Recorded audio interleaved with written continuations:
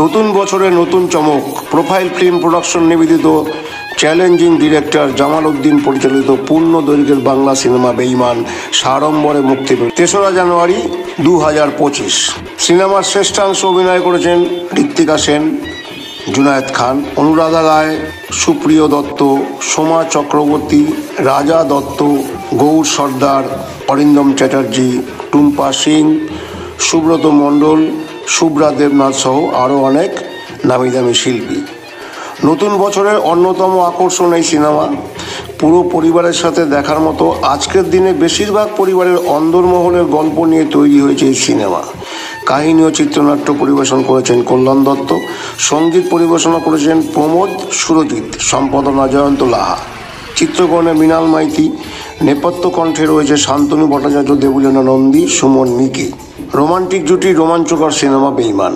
৩রা জানুয়ারি 2025 পশ্চিমবঙ্গের বিভিন্ন জায়গায় মুক্তি পেয়েছে এই সিনেমা, যার মধ্যে অন্যতম বেহালার উৎপল দত্ত মঞ্চ, মহিষাদলের বিজয়া, চুনাখালীর পাখিজা, হাবড়ার কালিকা, ময়নার গানদা, লক্ষ্মীকান্তপুরের শ্রীলক্ষ্মী টকিজ, আন্দোলের স্বপ্না, কৃষ্ণনগরের সঙ্গীতা, বারাসাতের লালি, ব্যারাকপুরের অমলা এবং আসাম সহ বিভিন্ন সিনেমা হলে ৩রা জানুয়ারি 2025 সগৌরবে মুক্তি পেয়েছে জামাল উদ্দিন পরিচালিত বেঈমান বাংলা সিনেমা।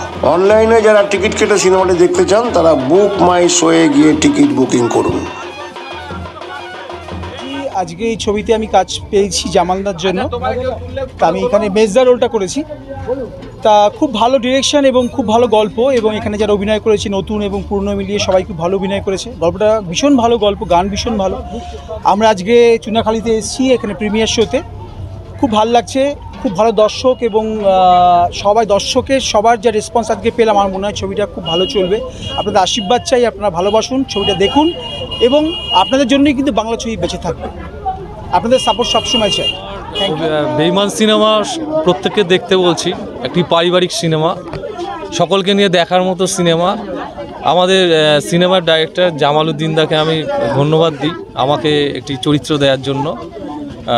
ছোট্ট হলেও সেই চরিত্রটা আপনারা আমাকে দেখতে পাবেন।